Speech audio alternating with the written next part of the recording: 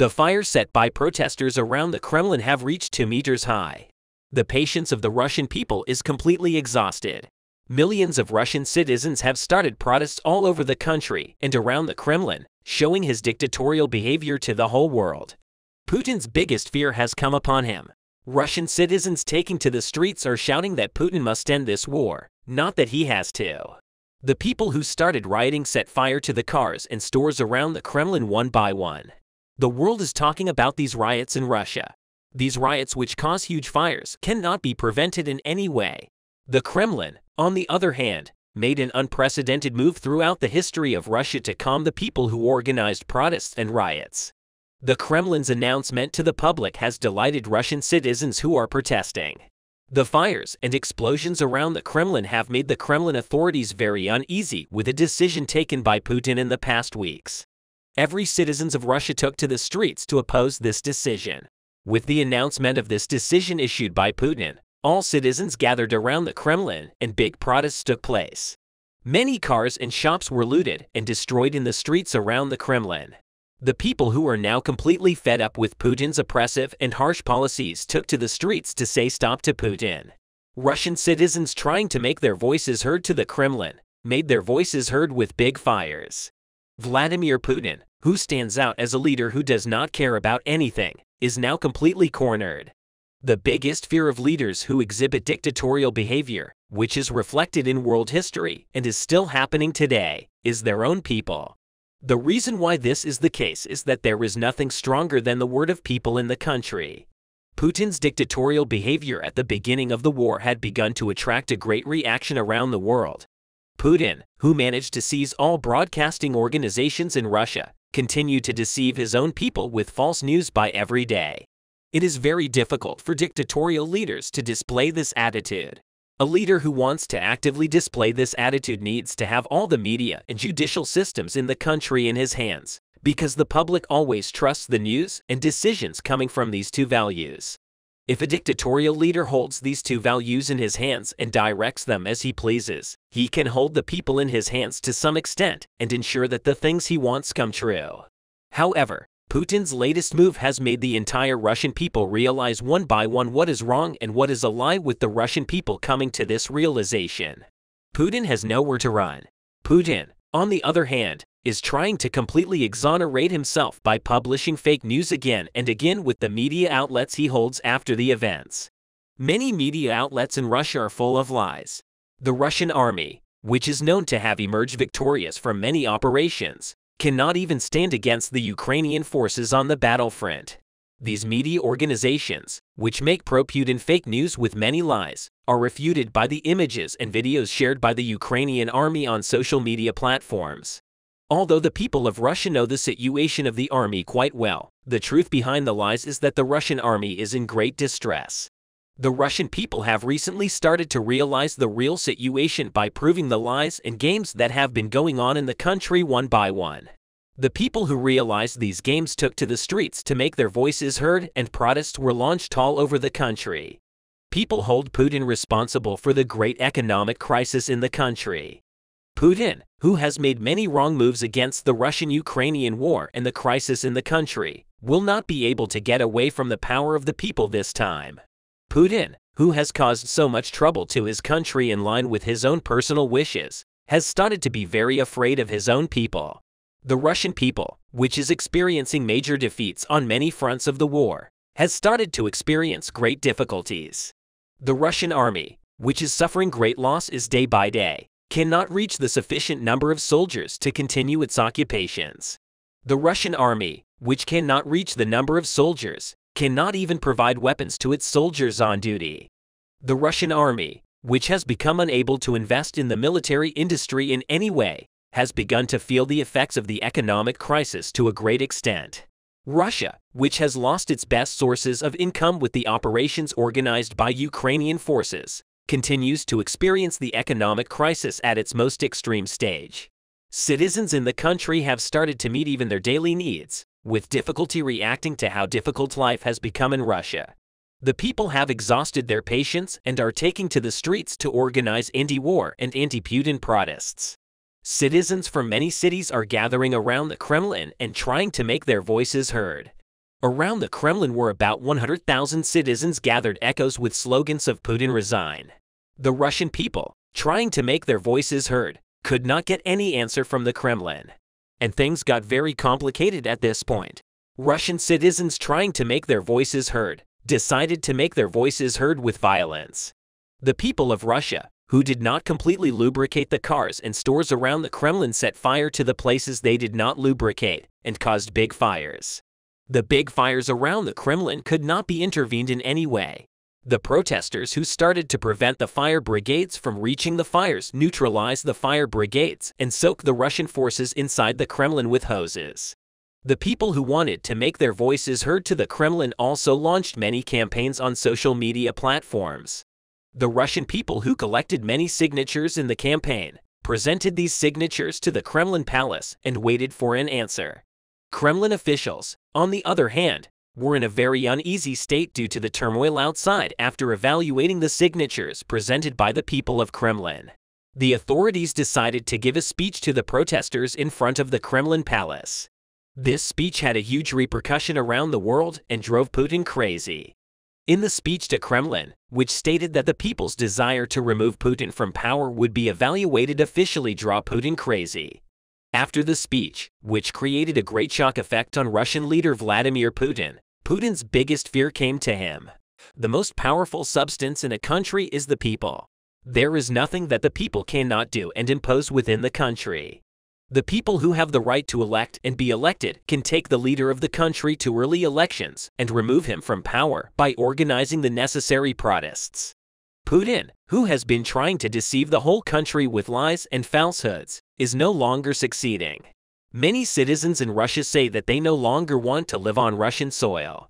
In impartial interviews conducted among the people who argue that Russia had a very good life before the war started, say that they are in great distress with the start of the war. The people of Russia who do not want to be exposed to Putin's harsh and oppressive attitudes have applied for visas to many Western countries. The people of Russia who say that the war in Russia, which is experiencing major crisis at many points, should be ended immediately, are completely fed up with Putin. Faced with great pressure from the public, Putin no longer knows what to do. This carpet of Putin, who is known for not being afraid of anything set on the world agenda.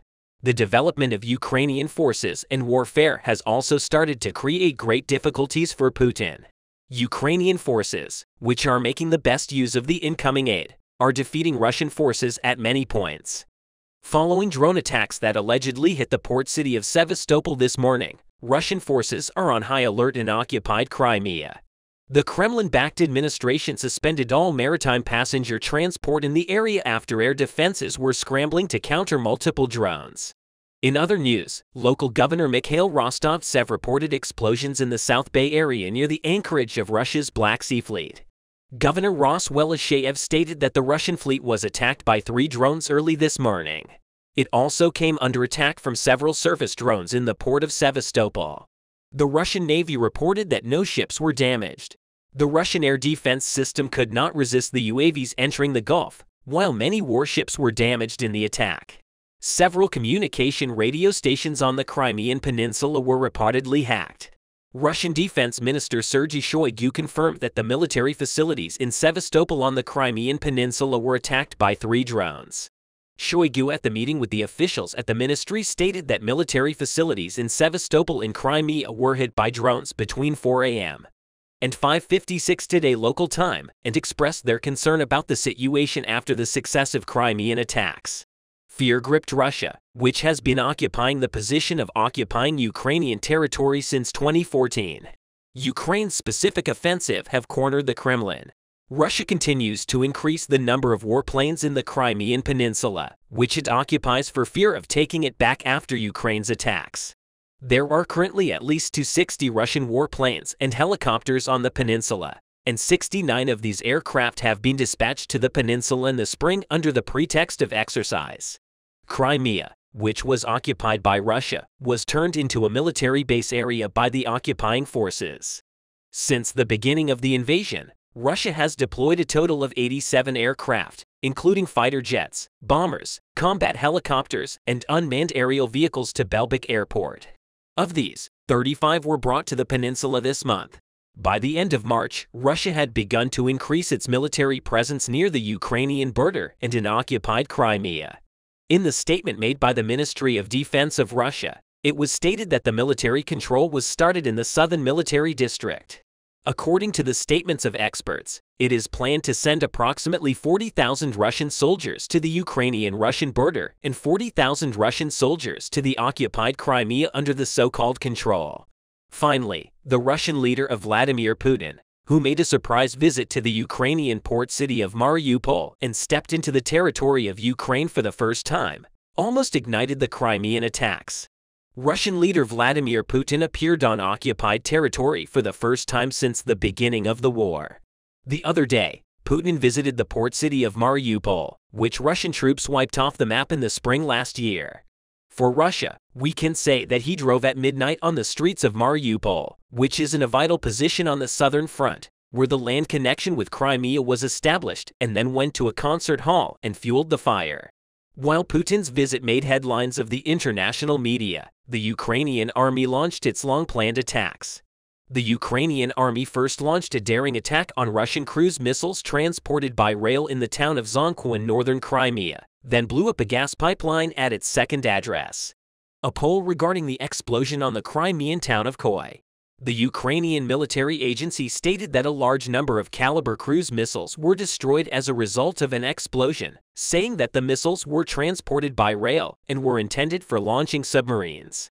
The missiles have a range of several hundred miles and can carry up to 1,100 pounds of warheads, both explosive and nuclear. A Russian-appointed governor confirmed the incident while not mentioning the cruise missiles. Finally, after the drone attack on the Sevastopol port of Crimea, Russia was alarmed. The thought that step-by-step Ukraine could take back with a sudden attack by carrying out audacious attacks on Crimea infuriated Russian President Vladimir Putin. Putin is not wrong as he fears that Ukrainian President Zelensky could retake Crimea.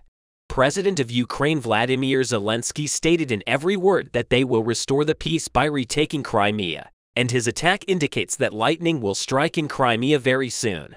Vladimir Zelensky said in a statement that the Russian aggression started 9 years ago in Crimea. We will re-establish peace by taking back Crimea. This is our land, our people. We will bring the Ukrainian flag back to every corner of Ukraine. The rhetoric that Crimea will be free is about to find a response in the press and social media in Ukraine. This event was celebrated with an air of victory, stating that they will not end the war without taking back Crimea. Ukrainian President Vladimir Zelensky is determined public support is dwindling day by day, as Putin portrays this war as a Russia-West war. At the same time, we can say that the decreasing support for Putin is the most important indicator of the impact of the sanctions on Russia, on the public. In addition, fatigue and war weariness began to increase in the public. Although Russia tries to increase the number of its troops on Ukrainian territory, it is unlikely that Russia will be able to show any success against Ukraine as a result of reluctant Russian soldiers and insufficient military equipment. The Russian invaders will now fight a Ukrainian army with high-tech weapons, complete military training, and a strong intelligence sharing.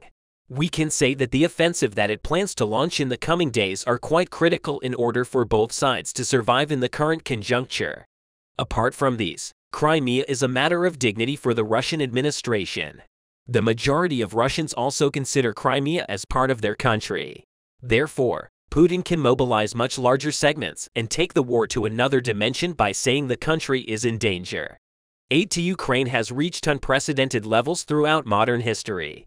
NATO countries continue to pile modern weapons into Ukraine.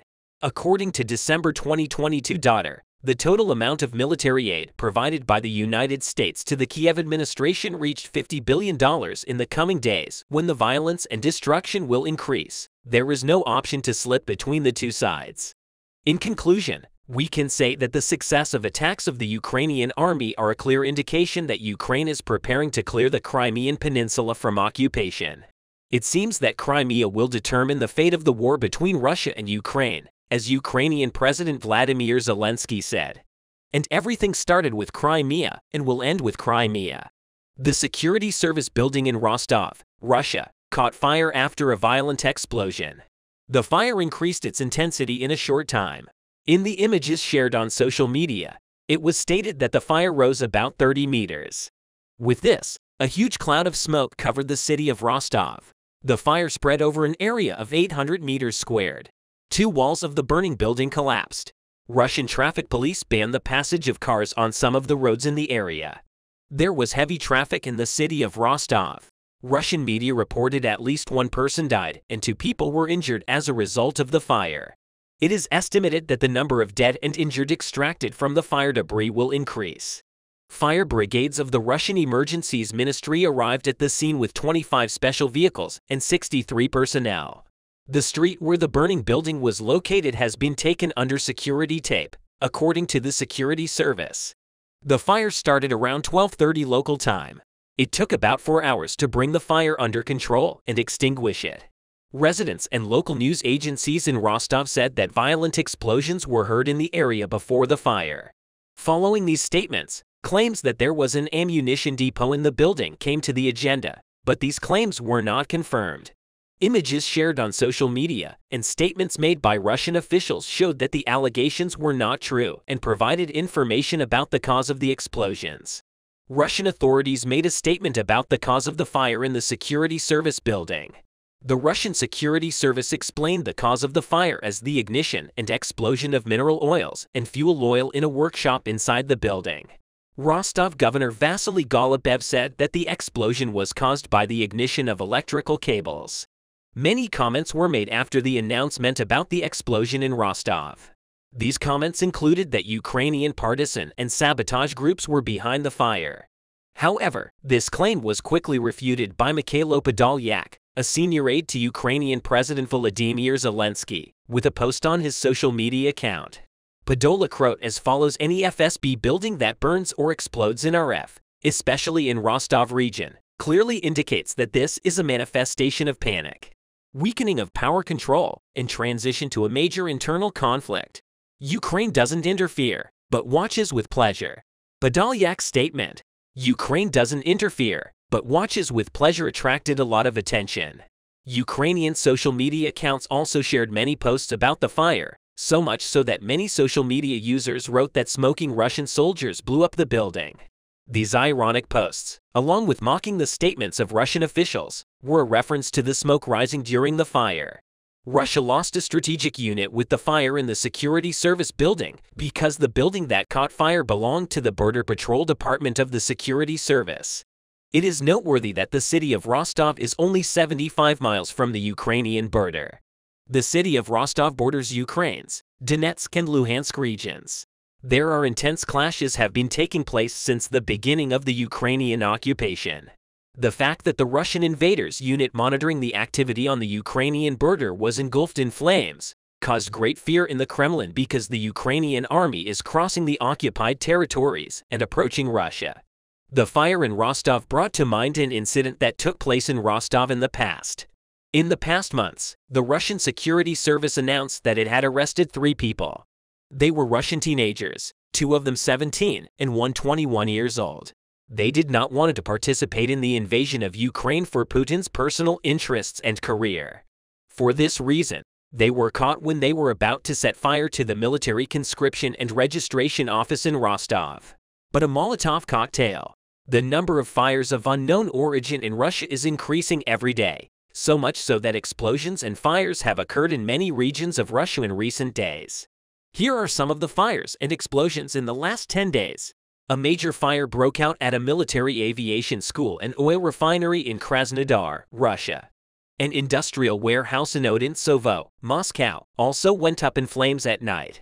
A major fire also broke out at a plastic production factory in the Moscow village of Kolyo-Wakino. Developments in the last 10 days alone show that if Russian leader Vladimir Putin does not give up the occupation, Russia will burn to ashes. Along with all these developments, the Russian army is also suffering heavy losses on the front line. The successful attacks of the Ukrainian army have cornered the Russian invaders in every aspect. The Ukrainian army is recording its operations, hunting Russian invaders with drone cameras. These images are shared by thousands of social media users. Hours after the fire in Russia, new images of operations in the occupied territories were shared on social media. In one of the images shared, Ukrainian soldiers are seen blowing up Russian tanks after the guided anti-tank missile fired by Ukrainian soldiers hit the Russian tanks with a direct hit. Ukrainian soldiers rejoice. The Russian army, on the other hand, is very worried about the increasing loss of soldiers and ammunition. The losses of the Russian army since the beginning of the war are as follows: 162,560 military personnel, 3,504 tanks, 6,810 armored fighting vehicles, 2,539 artillery systems, 503 reactive spread fire systems, 265 air defense systems, 305 aircraft, 289 helicopters, 5,394 automotive and tank equipment, 18 military ships and boats, 907 cruise missiles, 2,145 unmanned aerial vehicles, 257 special machines for operational tactical missile systems dropped between fires and losses. Putin was unable to invade Ukraine despite as many moves. If the war continues like this, it seems impossible for Putin to invade Ukraine, so much so that Russian leader Vladimir Putin may give up his decision to invade at any moment. Do you think Putin will give up his decision to invade? What could be the reason for the ever-increasing fires in Russia? What are your thoughts on the success of the Ukrainian army?